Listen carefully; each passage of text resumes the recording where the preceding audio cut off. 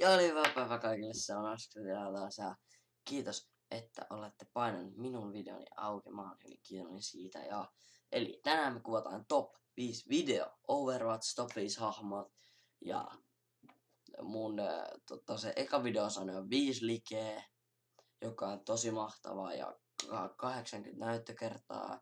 Jos saatais tähän videoon 2 likeä, niin olisi hyvä ja saa jakaa myös kaverille. Siitä mä olisin todella kiitollinen.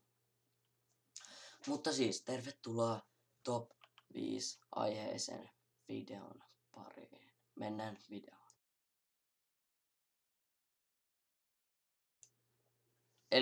Eli viidenneksi mä otin Roadhogin, koska Roadhog nyt on todella hyvä hahmo ja mä itse tykkään pelaa sillä ja sehän oli silloin ennen, toi koukku oli ihan ylivoimainen, se vaan pystyi huukkaamaan ampua lyijyt naamaan. Kyllähän se nytkin on silleen, mutta se ei enää pysty huukkaamaan niin esimerkiksi seinien läpi niin kuin ennen pystyi, mutta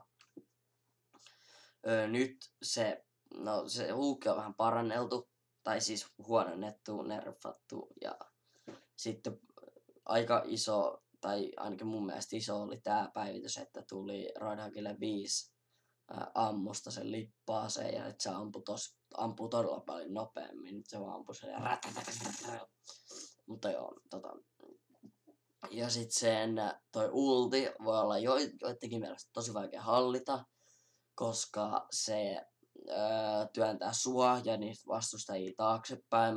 Mä oon itse sellainen ihminen, että mä en kovin osaa käyttää sitä ultia, mutta sitten jos HP käy vähin, sä voit vaan mennä nurkan taakse ja hiilata ittees, mutta joo, siinä Roadhogin mennään seuraavan hahmon pariin.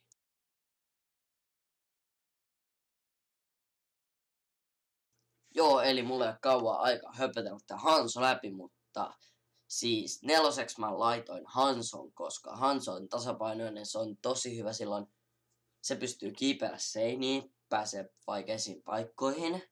Sitten sillä on toi scatteri, joka helpottaa sitä osumista. Ja toi, mä en vittu muista ton nimeä, mutta sanotaan näkönuoli. Tää, minkä mä ammun ihan just, odottakaa se hetki. Tämä. En muista ton nimeä. Mut tostakin, jos toi Junkrat olisi pikannut, mä olisin voinut saada sen. Mutta mä pystyn kiipeen seinien yli, koska Hanzo on ninja bitch. Ja tosta scatterilla muin maahan ei osunut. Mut joo, mä tykkään Hanzosta, se on 4. Se ei ole hyvä yhtään hyökkäyksessä, se olisi parempi puolustuksia, mutta mä nyt halusin laittaa Hanzon tähän, koska mä itse dikkaan Hanzosta vähän ehkä liikaa.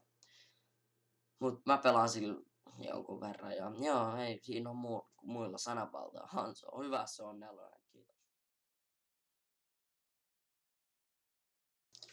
Joo, elikkä 4. mä valitsin, ei kun onks tää 3, 3. mä valitsin Widowmakerin. Joo, mä tiedän, se on tosi vaikea hahmo, mä oon ehkä huono sillä, mutta mä itse tykkään pelaa Widowia tai Jekun Maini XDDD, laitan videon deskiin sen linkin Jeredin kanavalle, mutta Widowmaker on todella hauska pelata, hyvä hahmo, tuolla ihme, koukulla pääsee hyvin karkuun, stikipammilla mä tapoin tämän kuvatessa, mä tapoin varmaan 3, mä laittan niitä tähän. Joo, todella hyvä hahmo, mulla sanavaltaa, jos mä tykkään Widowmakerista ja niin, no, mä itse tykkään sit vaan, en mä tiedä mistä lähtee, mutta mä oon huono pelaasella, en mä tiedä seuraavan hahmon paljon. Joo, elikkä 2. mä valitsin Junkratin, koska Junkratti on todella mahtava ja silloin todella kiva pelata ja no jäterotta, mikä jäterotta, se on todella helppo pelata ja ja niin ja mitä muuta, silloin tosi hyvä ulti ja abilityt, karhuraudat todella ärsyttävät. Mä nyt tässä klipissä vaan pelleilen spawnilla, mutta Junkratti, jäteratti, joo. En tiedä mistä tuli. Okei, no niin joo, mut kumminkin Junkrat, jep. Ei muuta, seuraava.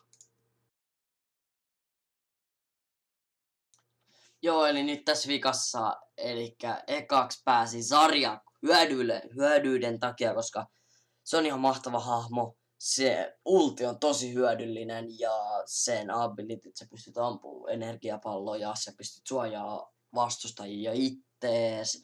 Se on vaan se on mun main ja mun lempparihahmo. Mitä muuta? Anteeksi nyt tässä vikasklipissä huonosta kuvanlaadusta. Mä joudun kuvaan sen että se kuvaa koko ihmeen juttua, koska se muuten olisi näyttänyt pelkkää mustaa, mutta siis Zarya, eli kiitos kun katsoit tämän Overwatch Top 5 mun henkilökohtaisesti lempihahmot ja mitäs muuta tässä, kiitos että katsoit, jaa kavereille, mä olisin tosi kiitollinen. Kyllä mä tiedän, että pystytte antaa mulle 2 likeä ja niin, 2 likeä. Mä uskon teihin, mutta kiitos, että katsoit videon, se oli tällä kertaa. Nähdään videossa, se on moro.